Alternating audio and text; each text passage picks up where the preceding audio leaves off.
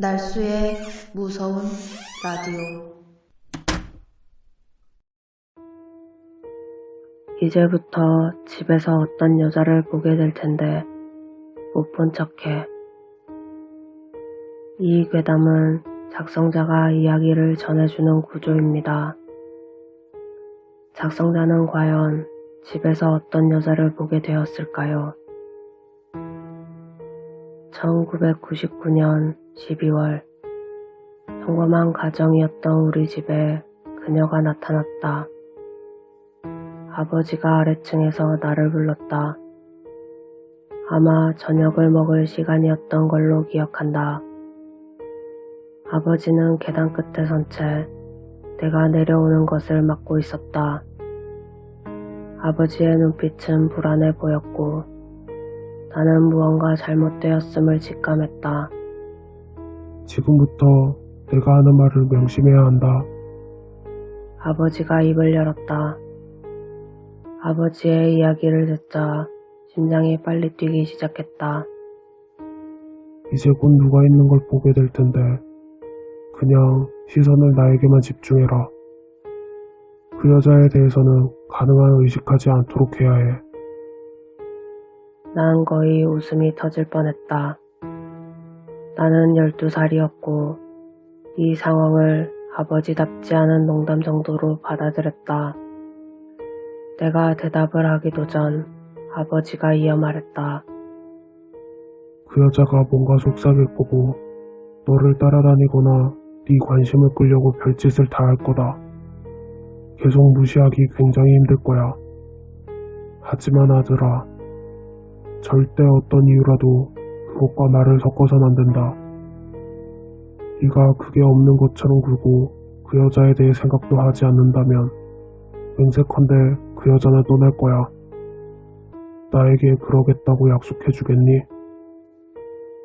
무수히 많은 질문들이 머릿속을 스쳐갔지만 나는 너무 겁에 질리고 당황스러워 겨우 아버지께 알았다고 대답을 했다. 좋아.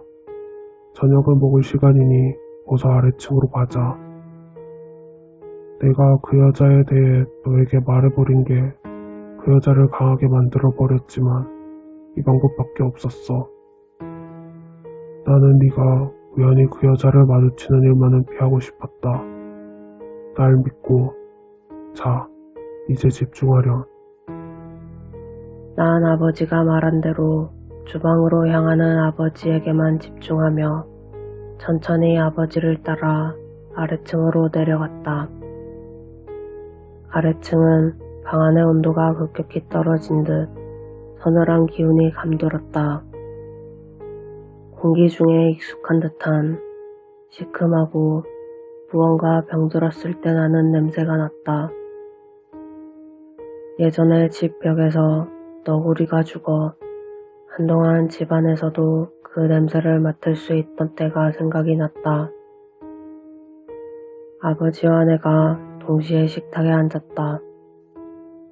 누나는 내 맞은편에 앉아 있었는데 고개를 숙이고 눈앞에 빈 접시를 바라보고 있었다. 어머니가 오븐에서 해서로를 꺼냈다. 눈가에 누렇던 흔적이 역력했다.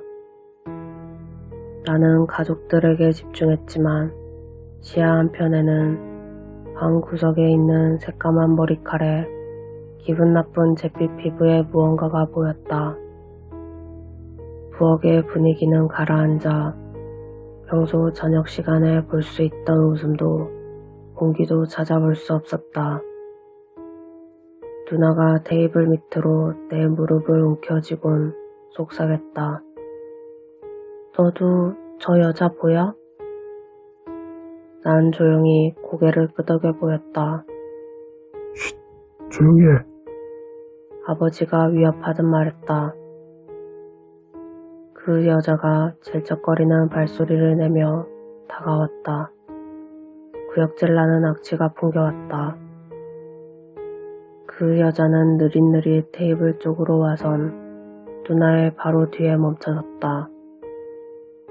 그리고 누나에게 바짝 붙어선 채 말라 비틀어진 손을 두나의 어깨 위에 올려놓았다. 두나는 한껏 움츠러들어 나를 쳐다봤고 나는 황급히 고개를 숙였다.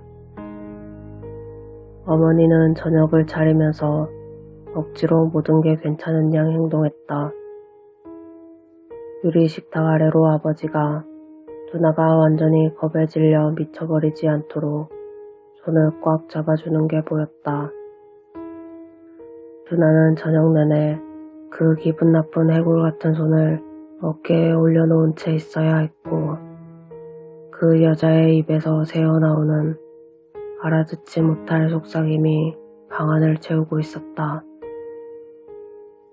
그리고 우리는 몇 달간 그렇게 살았다. 기분 나쁜 손님을 방문해도 최선을 다해서 아무 일도 없는 척하면서 우리가 집을 나설 때도 그 여자는 따라왔다. 우리 가족이 차에 타고 있을 때도 그 여자는 길가에 서 있거나 백미러에 비춰지고 있었다. 이 지옥 같은 시간 동안 부모님은 손님을 집으로 초대하지 않았고 우리가 친구 집에 놀러가게 허락하지도 않았다. 우리가 그 여자에 대해 말해야만 할 때면 그 여자가 너무 가까이 있지 않는 한에서 우리는 서로에게 귓속말 정도로 할 수 있었다. 아버지는 그 여자에 관해 아무에게도 말하지 말 것을 당부했고 그게 관심을 먹고 자라난 이 여자를 고립시키는 방법이었다.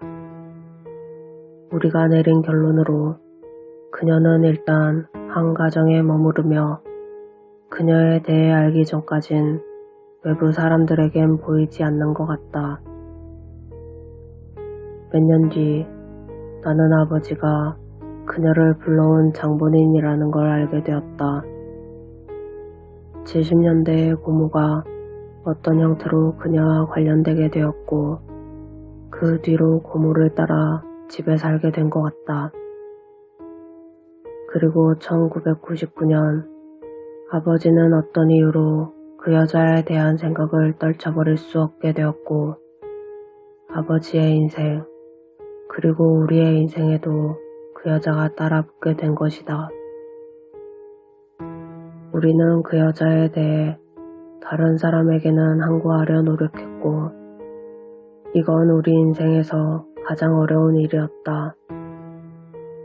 우리들은 집을 나설 때 다 같이 나가려고 노력했고 그녀는 우리를 따라왔다. 우리는 가족들끼리 따로따로 행동하도록 둘 수 없었다. 이 일로 가장 힘든 사람은 우리가 학교에 가고 아버지가 출근하고 나면 집에 혼자 있는 그 여자와 있어야 하는 어머니였다. 어느 눈 오던 2월 밤 우리가 저녁을 먹고 어머니는 조금 일찍 자러 침실로 올라갔다. 그 여자는 부모님 침대에 앉아 있었다. 도저히 그녀를 무시하기 힘든 위치에 어머니는 더 이상 참을 수가 없었다. 침실에서 어머니가 소리 지르는 게 들려왔다. 제발 우리 가족을 내버려 두라고. 아버지가 어머니를 말리려 단박에 뛰어 올라갔다. 그때가 마지막으로 어머니를 본 때였다. 흰 카페 뒤 피가 고인 웅덩이가 남은 전부였다. 그 여자는 아직 거기 있었지만 어머니는 영영 사라져버렸다. 몇 주간 그 여자는 나에게 속삭여댔다. 어머니를 다시 만나게 해줄 테니 자기에게 어떻게 해야 되는지 물어보기만 하라고. 나는 절대로 그러지 않았다.